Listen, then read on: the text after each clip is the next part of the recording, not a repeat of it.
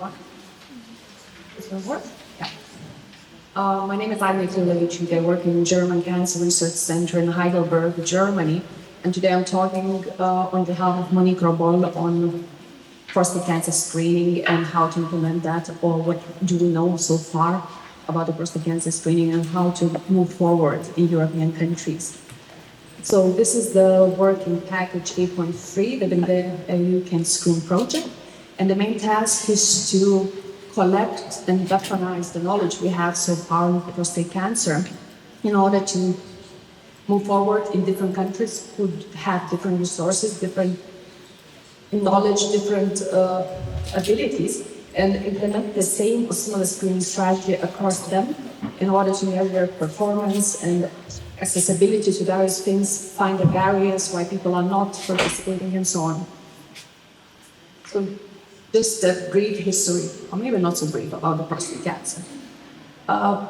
It is a long time ago known that prostate cancer is a common disease and people die from prostate cancer. It's already in the 80s where digital rectal examination came into the picture, which is a finger-based test. And that was the best test at the moment known. And then very quickly, the blood-based test appeared, which is prostate-specific antigen PSA test.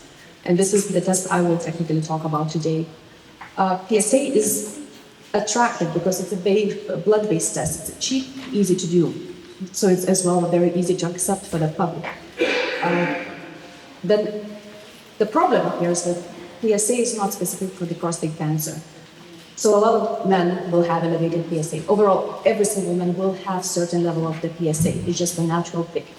And elevated PSA, and now we have to put a cutoff, whether it's a 3 or 4, elevated PSA might indicate the prostate cancer or some other benign conditions. And we have to distinguish whether we go in terms of prostate cancer screening or whether we can filter those men out who don't have a cancer. So back in the 80s, 90s actually, the randomized clinical trial started, mainly in the US and in Europe, to prove that PSA-based screening reduces prostate cancer mortality. And it takes a lot of time to finish these trials. It's more than 20 years to reach the first results. So they've done these 20 years clocked.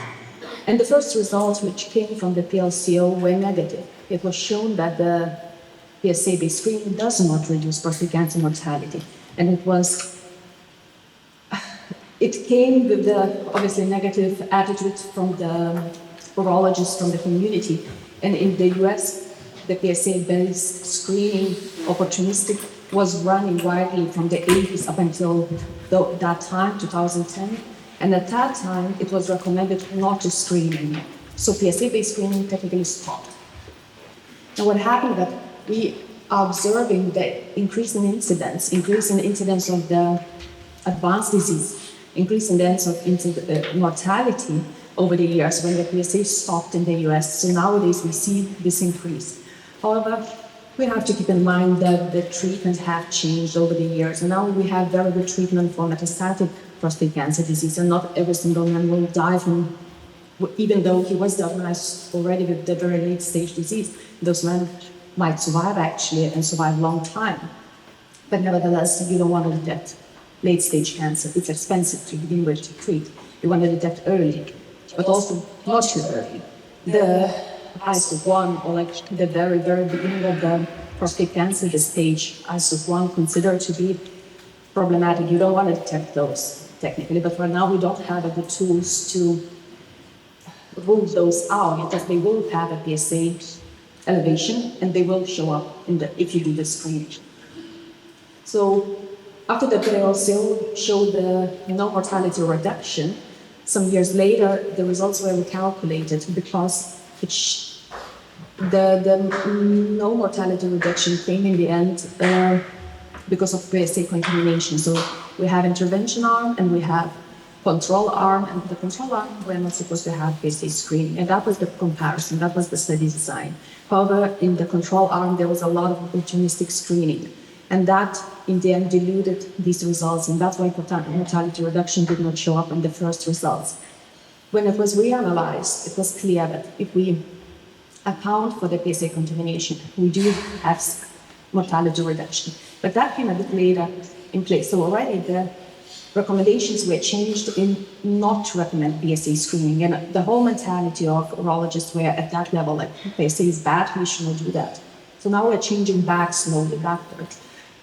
We have from 2017 as well the European trial results, which clearly show mortality reduction. So now we have both US trial and European trial showing mortality reduction on the PSA, when the PSA was the only test. There were no other risk stratification technically involved. It was just simple PSA, repeated and repeated, and the moment it was above the 3, the biopsy was performed. So what now we have, and also confirmed European Association of Urology recommendations that before the biopsy, MRI should come into the place. And this is something new. It did not exist 50 years ago. This is newer test. We definitely should not limit ourselves to PSA and MRI. There should be a bit more advanced testing in between them. So this is where we're standing right now. This is a list of trials which have been finished recently or right now ongoing. And the only message I want to say is that all of them uses PSA as a first step, but all of them uses MRI as the next step. It's already in place. So we do have results on how it works, and it does work. So the EUCanScreen, the working package 8.3, technically is built on the PraisU project, which is right now still running. And the PraisU project included 5 study sites.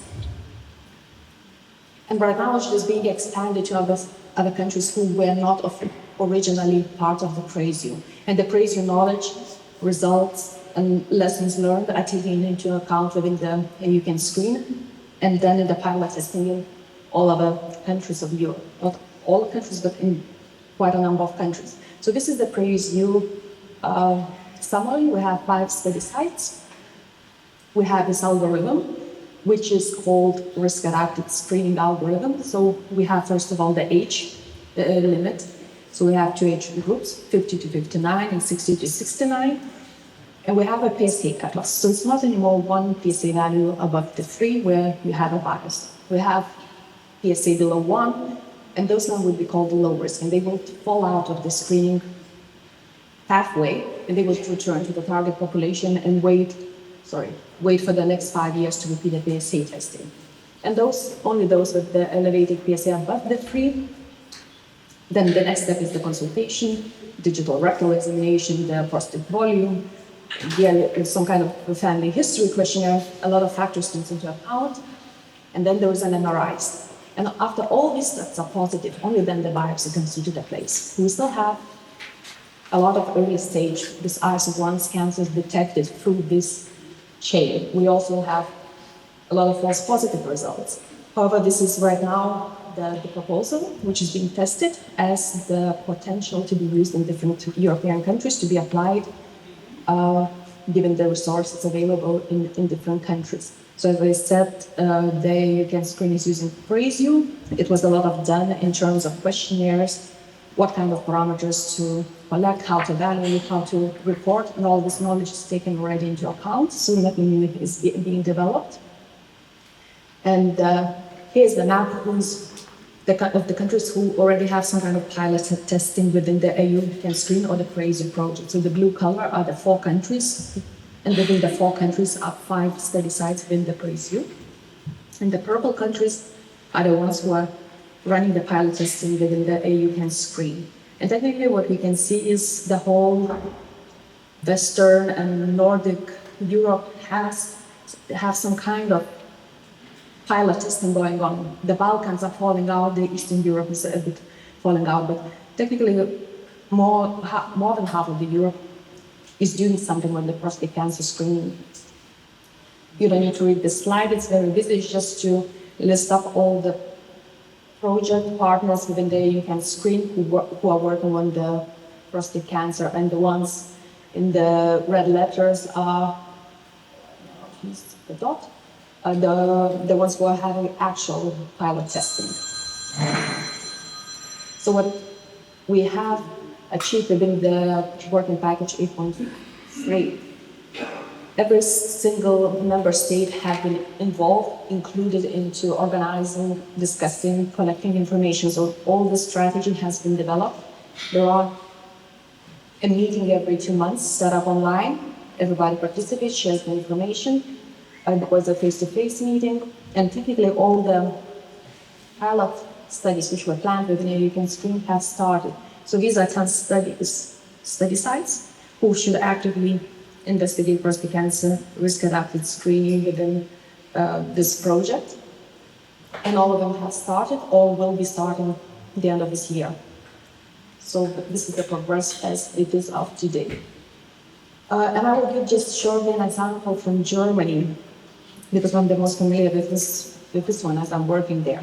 What we took over is the Praise You video, which is fantastically done, explaining how the screening works, what are step-by-step activities within the algorithm, which is given for the target population to watch, like for the men who are approached, the one who should be screened. So this video had been developed in Praise You. So we took over the video, we translated that to German language, and we have now English, and I believe as well Arabic, Russian, the most common languages as a subtitle, so we can approach bigger population.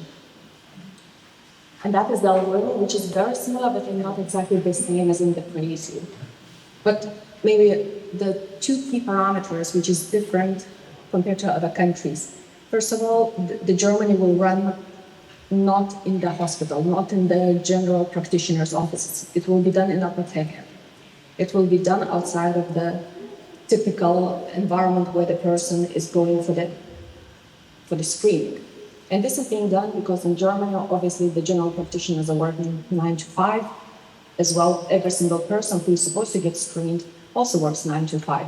And maybe this is an obstacle why men are not participating in the screening, because we just have no chance to get to the general practitioners. If you're a healthy person, if you don't have any other complaints, maybe it is unlikely that you will go just for the screening. So in this case, running this in Apotheker, it has a potential to increase participation rate. This is a hypothesis, this is not proven yet. Because Apotheker works longer hours, until 8 o'clock, and also Saturdays. So it has an advantage over reaching out the men who potentially have no interest or no option to go to general practitioner for such a screening. And also, this is outside of general practitioner room, which makes it less scary. It doesn't make it already a disease. You are not a patient. You are not coming with something to a doctor, which might be already scary. You just go as a healthy person to Apotheker, and you're just getting a test on the side. So this is one thing. Another thing is that it's going to be not a venous blood, it's going to be a finger, from the fingertip blood. And it has been tested already with 200 men in Germany, in Düsseldorf, but it does work. It gives exactly the same results, whether you measure from venous blood or capillary blood. So in Apotheker, this will provide, I believe, 6 drops of blood from the finger, and the test will be run exactly the same as a venous blood. So it's going to be run on the exactly same systems. We have developed a system where the smaller tubes are put in the bigger tubes, and it's being run on exactly the same machines as a venous blood for the PSA test. So the measurement should not give you different results in terms of technical parameters. And the algorithm itself, it was modified slightly. So the low-risk group was not anymore PSA below 1. It is PSA below 1.5. We have a very young group of men. We have 45, 50, 51 years old in this pilot study of Germany. And we are basing this on pro-based study in Germany, where we have evidence that 1.5 PSA in this age group is definitely a safe cutoff to wait another 5 years for the next retesting. There is nothing happening within the 5 years. So the whole idea of this risk stratified screening is to exclude as many people as possible out of the screening algorithm. And increasing PSA cutoff to a bit higher level than 1 could be a potential. One tiny difference as well is that we are repeating PSA. So we do the PSA one time, and if it's above the 3, it's being repeated a couple of weeks or 2 months, up to 2 months later. And if it still stays above the 3, then the whole consultation with the virologist and MRI and the biopsy appears. Probably if the PSA drops in 2 weeks to less than 3, it's an obvious sign that most likely it's not a cancer, it was an infection, it was some day-to-day activity variation, maybe some biking, maybe somebody was involved into that, which drove the PSA above the 3, above the cutoff. So this is the example from Germany for the pilot testing, which is within the EUCanScreen. It's going to be starting now, just in October. The invitation letters are being sent out just now, so we don't have any further results. And in the next 2-month meeting, these are going to be presented how it's going on with the invitation process. And this I would like to finish. Thank you very much.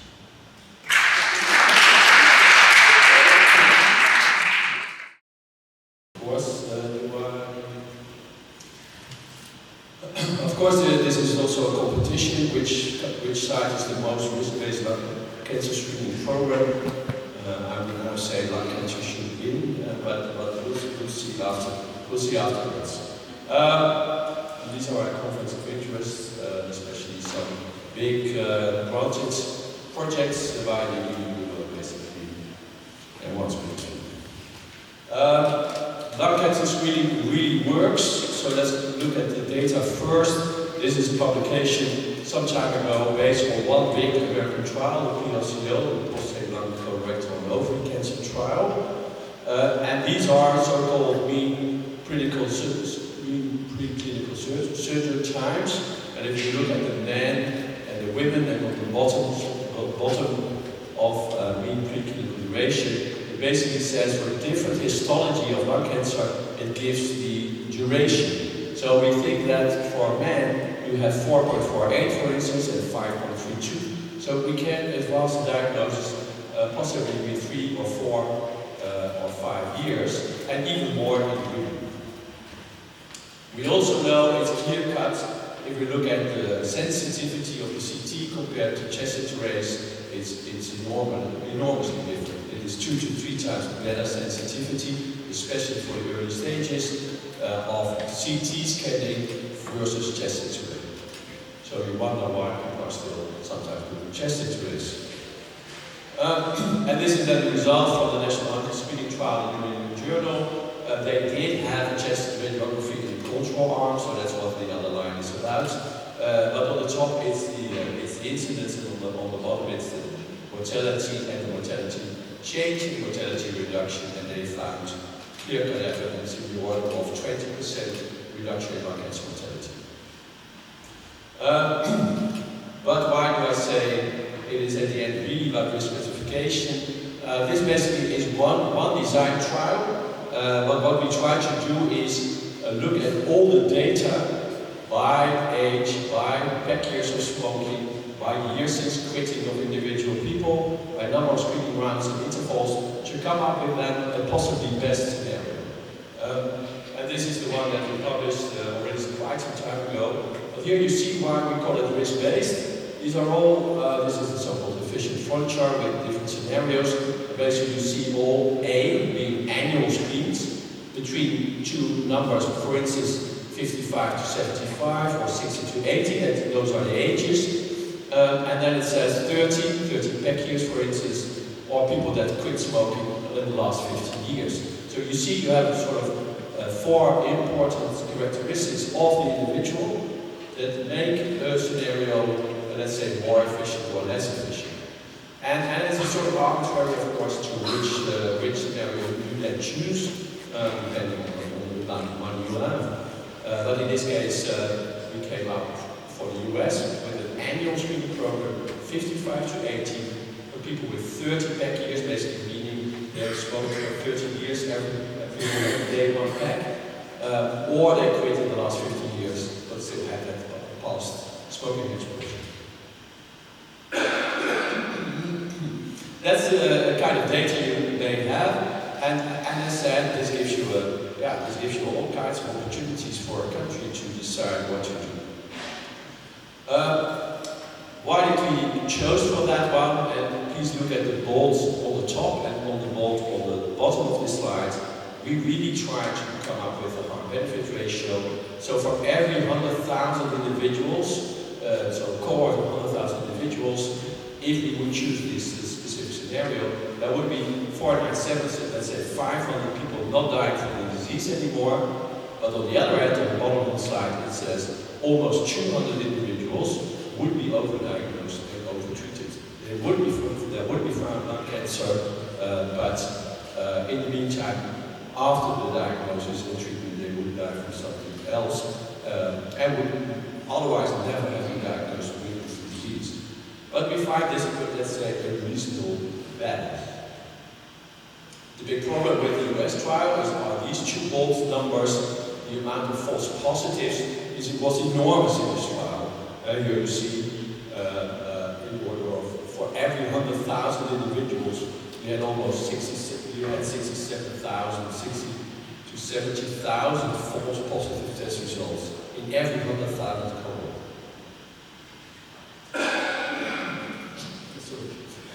Fortunately, we had one big European trial called the Nelson trial, where we did a bit differently. We used volume metrics. So at the lung nodules, we looked at the volume, not just the diameter, but the volume of the nodule. And that made a huge difference.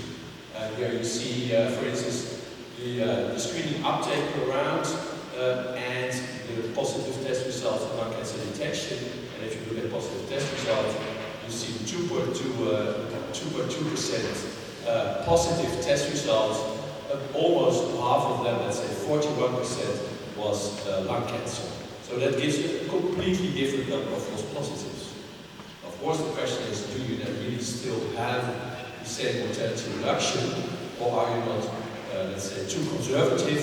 But fortunately, that was not the case. I'll skip this one. If we compare Nelson with NLST, we found from males and females the point estimate at year 8, and you see 0.76, 0.92. So even a better result in the Nelson trial with fewer number of false positives, and in the females the same thing. 0.41, a huge point estimate, of course, if that's the correct terminology, given this disease. And again, better than the NLST.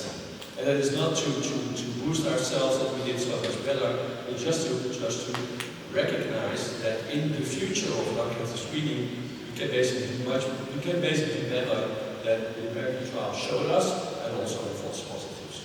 So in future predictions, or what you can do, you should use, let's say, at least Nelson data to come up with the best estimates.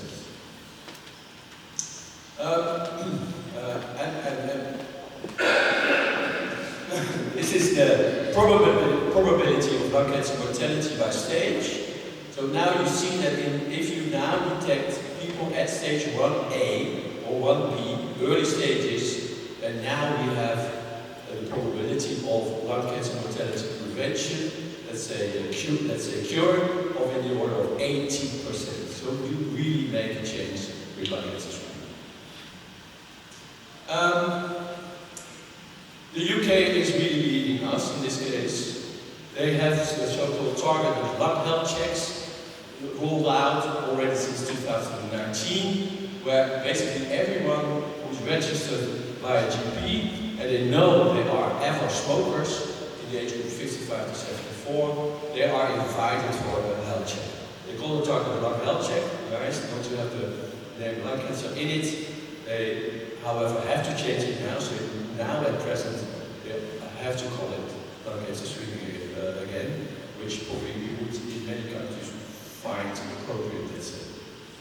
But they are really leading us. Here you see almost 2 million, this is June 2024, so now at least 2 million people already invited in the UK.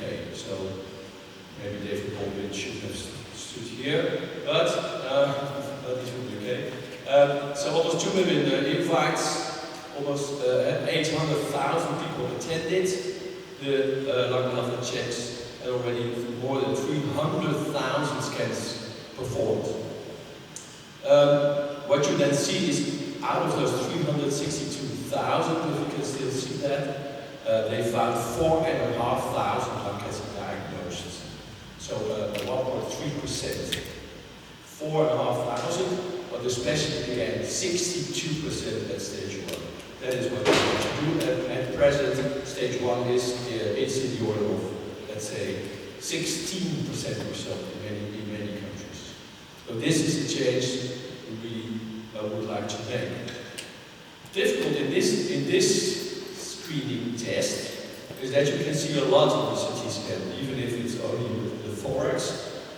So the number of incidental findings is huge. They can find basically 42% of incidental findings. You shouldn't do that, but it's just to show you that if you report everything you see, you can come up with a lot of incidental findings. There should be a clear-cut protocol for that.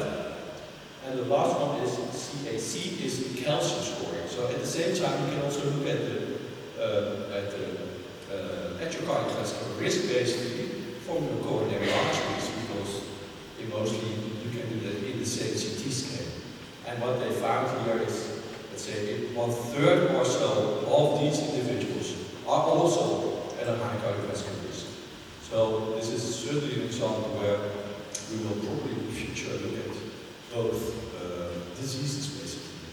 And this is also in our trial, it's not so visible, but again, basically 1/3 here you see on the left overall, and male and females, but on the left overall, the 16.2, the red bar, is very high risk, a very high calcium scoring, and the 15% on the left of that is sort of intermediate high risk. So again, about 1/3 has cardiovascular disease risk.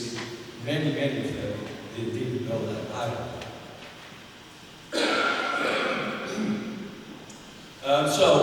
A big turning point for the EU, apart from the starting lung health checks, there was this report for the European Commission, and they basically found a strong scientific basis for extending screening programs, especially on lung, prostate, and gastric cancer for some or for many member states, and in the lung cancer is clear cut that there was a strong scientific basis. Where are we now? Well, these are probably already outdated, but this gives you a bit of idea where we are. Croatia is the country with a real national program, and they have now scanned about 25,000 individuals. Just to give you a bit of idea, I said the UK had done 300,000, but nevertheless, it's a very good achievement. Poland in Europe, 20,000. Czech Republic, national program, 19,000. We, as a EU, on EU grants, have now screened about 15,000. Italy, in order of 10,000, Hungary, 5,000. And you see the whole list of countries that are really trying to get this done. And that is why, of course, EUCanScreen is, of course, so interesting and so important, because indeed many countries are struggling with these 6 sites, or they have 3 sites already. They want to do with the other 3 sites, and should we prioritize lung or not, or whatever. So, but again, you see things are really moving.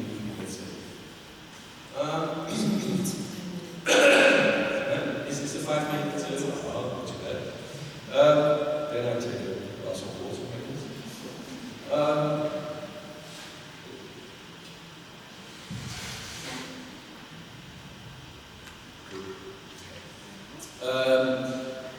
Just as an example, in the Netherlands we have a health council, we have a population screening act, and it really means that the Ministry of Health has to give permission for screening on cancer, and the health council advises on that. This year they came up with a report saying there is established efficacy on lung cancer mortality, as I've shown, and probably on all-cause mortality. But we still need the specifics for the country, let's say. So, what is the target age group? What should be the screening interval? What should be the age range? What should be the protocol? And how to refer individuals? And then really come up with the data on actual harms and benefit and cost effectiveness. Iris already showed you that it's so important.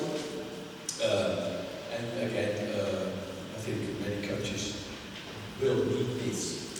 I'm actually going through the literature on cost effectiveness analysis for lung cancer at the moment for the IARC handbook. There are already about 90 papers. But most of let's say the thing people often, let's say wrongly, is that they just look at how many individuals are smoking today in your country. That's about 25%, so 25% times those individuals are the ones that I have to screen or so, and that is relatively cost effective. It's so crucial because you are really implementing the program for the next 4 decades to really know for all cohorts in the next 4 decades what will happen. And so what is the real past smoking history or the present smoking history or the present smoking exposure or a non-smoking exposure, maybe even so. We made an analysis for the Netherlands some time ago. This is not so some time ago. This is by Koning in e-clinical medicine. And on the top, just in two lines, is the change we make for current smokers. So these are really absolute numbers of lung cancer deaths in a very high risk group, but nevertheless. And then you see basically on the top it is the lung cancer mortality by decade, let's say, up till 2014. And so, of course, given the changes in smoking history, the number of deaths already goes down. But the change you make with the lung cancer screening program is the difference between the two lines, the top on the current smokers and the bottom two lines on the past or the ex-smokers. In most programs, at the moment, half of the people that we recruit are ex-smokers. It's not just for the current smoker. Half or even more than half of the individuals at risk at the moment really quits smoking already. I think I'm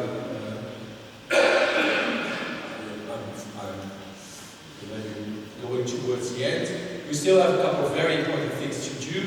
So how to recruit these individuals, what should be your interval, we talked about that in other cancer sites too, and how to include smoking cessation, the last one I will not tackle, but it's very, very difficult actually. We did want to randomize controlled trial within our project, and again, if you look at the bold, we did a couple of different ways to recruit.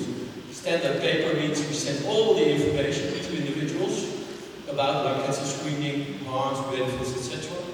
The second is just a simple letter, please go online to a website.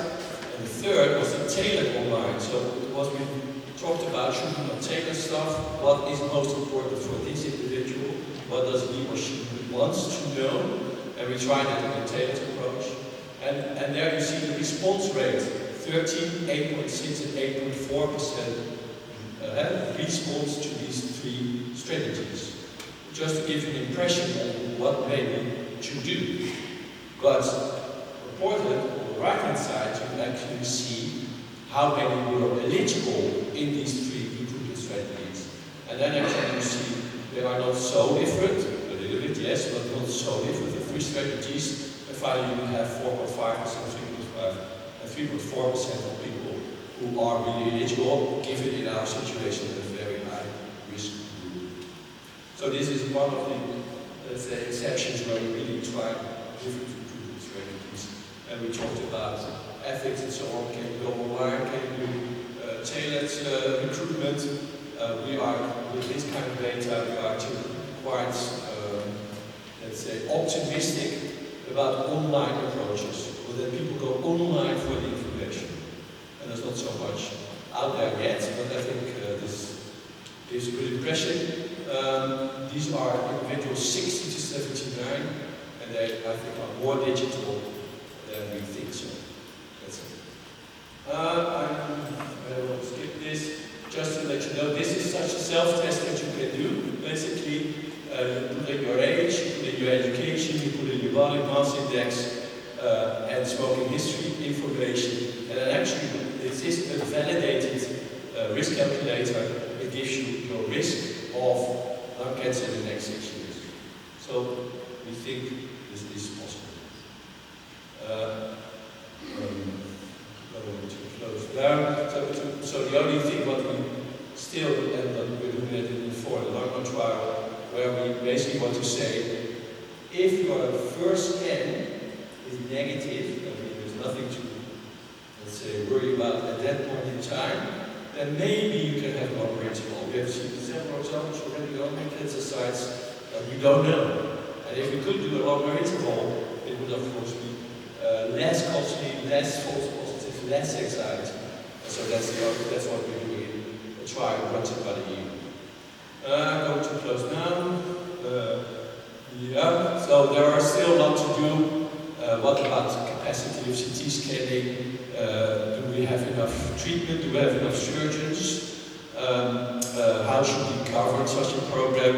What is the most cost-effective program per country? So should we not include biomarkers, etc., etc.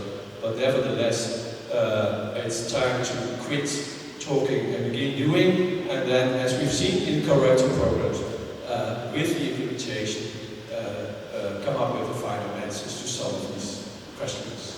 Thank you.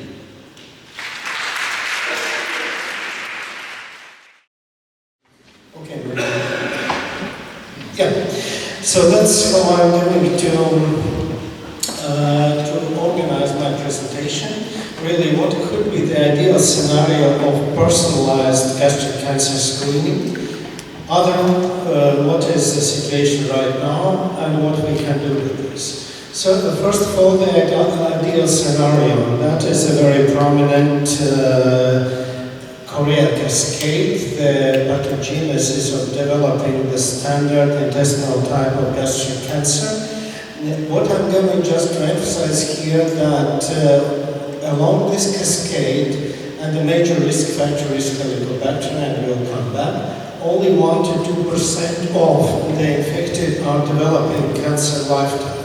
So meaning 98% are not meaning that 98% are healthy. I will come back to this, but still 1 to 2%. And still we are recommending the intervention to everybody.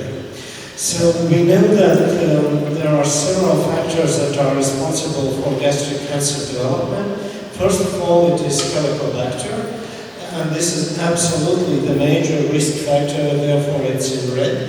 Also the environmental factors, including also the diets, and host genetics as well. This is a figure from an editorial in Digestive Diseases and Sciences a while ago, but it still stands, because how really the gastric cancer incidence and mortality rate definitely has really changed, because there are many factors that have influenced this, including the urbanization, including also smoking, including actually the major factor has been refrigerator that really allowed not to salt and to prickle the food anymore. So that has had a major influence. But nowadays it's still Helicobacter. So now we're coming to Helicobacter, and David Graham has a quotation that good Helicobacter is only bad Helicobacter. But actually all the Helicobacters are not equally bad. There are bad and there are even worse. And definitely they are defined by the toxicity genes of Helicobacter itself. KG is the best known of them, and actually even for KG there are different KGs. There is Eastern type that is really predominant in Asian countries, and that is a Western type that is really carries less risk. And this is a meta-analysis on the KG status that clearly it is related to the risk of non-cardia, less with cardia type of cancer, but definitely it has the role there. And we can measure, actually serology can measure KG as well, although it is not typical in routine practice.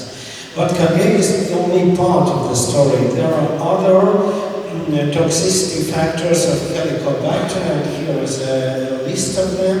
Vaccae is another one, Dupay, and followed by a number of others.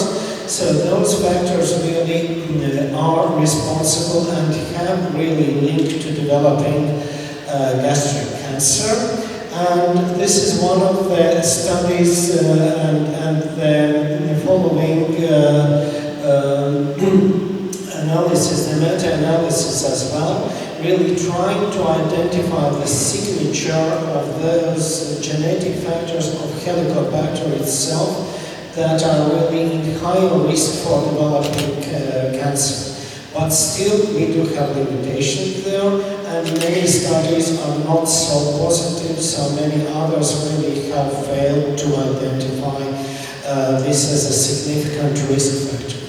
What we do have recently, and I'm not going through all the guidelines, but the Type A2 consensus, actually Type A1 consensus was the first to say that Helicobacter screening and so-called screen and treat strategy would be desirable to implement it in preventive programs to decrease the burden of gastric cancer. But what I have highlighted here that for the first time and in contrast to what has been said in the previous all recommendations, this consensus for the first time is including the possibility of genetic testing for gastric cancer susceptibility genes. And now I'm coming back to those.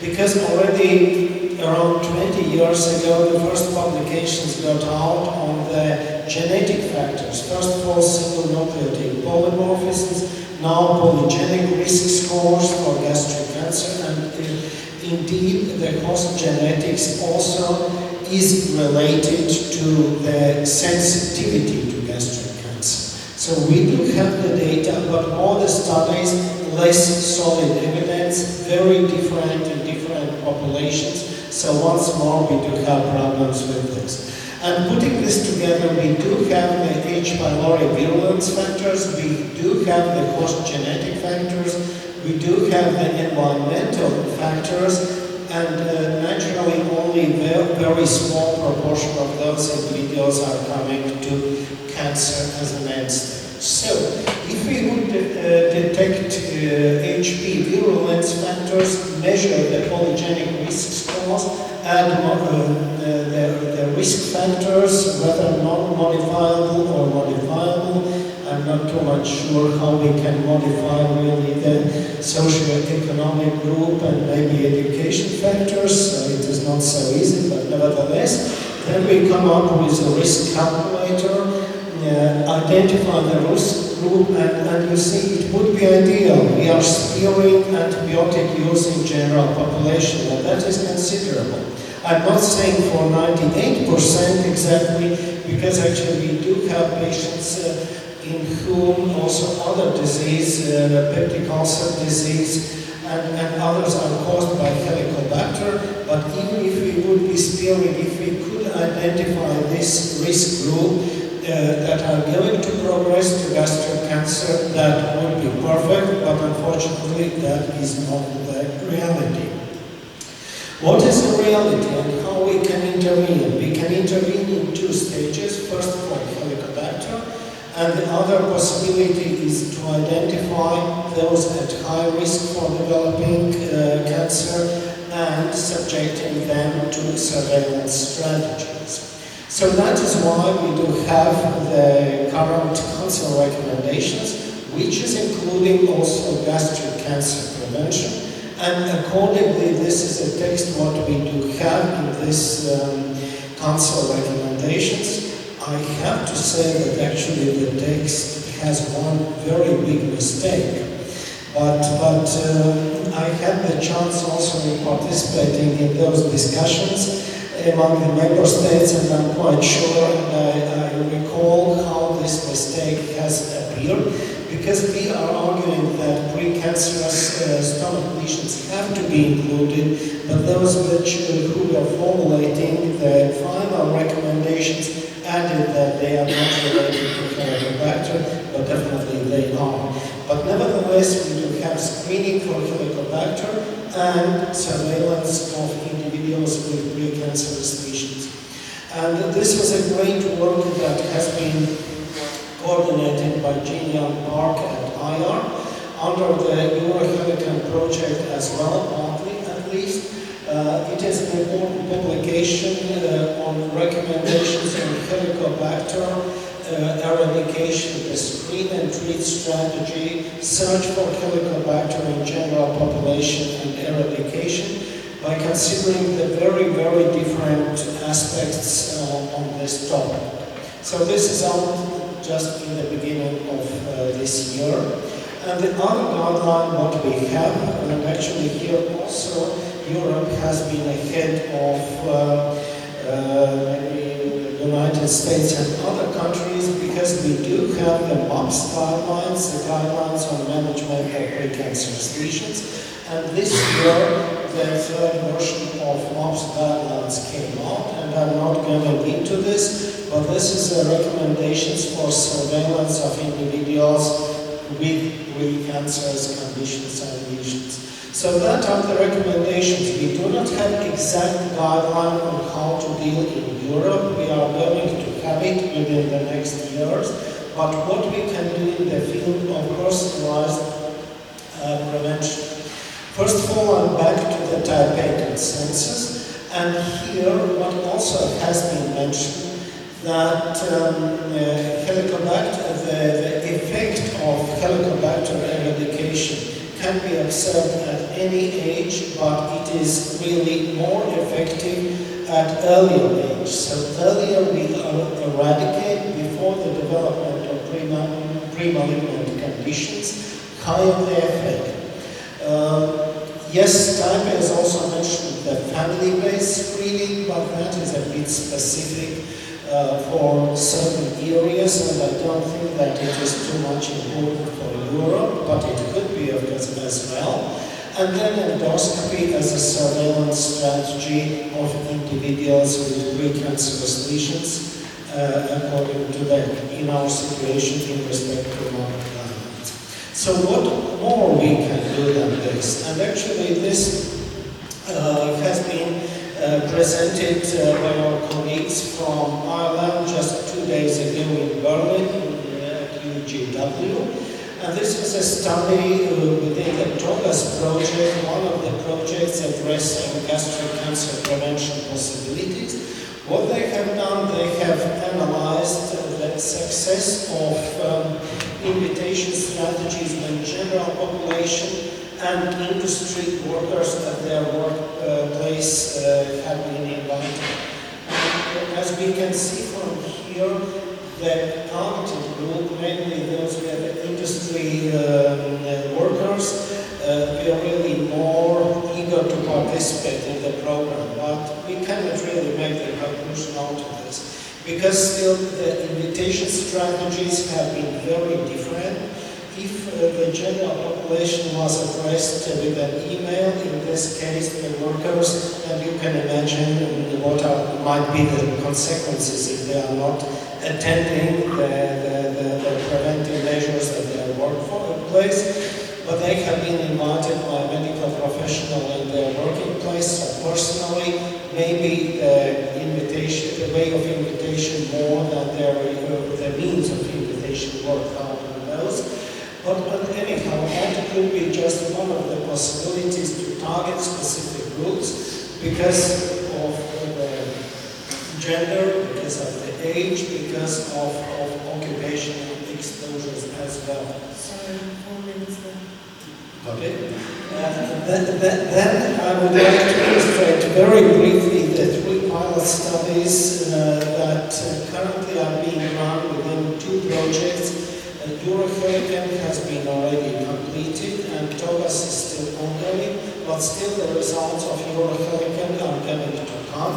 So those are the pilot projects within TOGAS, but pilot 1 is very similar for EUCanScreen and TOGAS. The idea for this is that young age individuals, the best target group for preventive measures, is being invited to undergo testing for Helicobacter and eradication. The age group is between 30 and 35 years, to general small differences between the projects. What we have learned here, actually, that this target group is not very motivated to participate in this prevention and follow the invitations, and that is understandable. So definitely, yes, more effective, but less really attendance from within this age.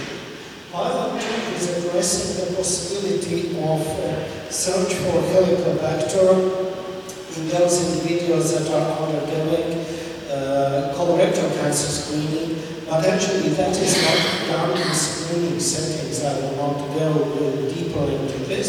And the third pilot is addressing the long-term effects, and I assume that we are going to have very interesting data within 1 or 2 upcoming years of this.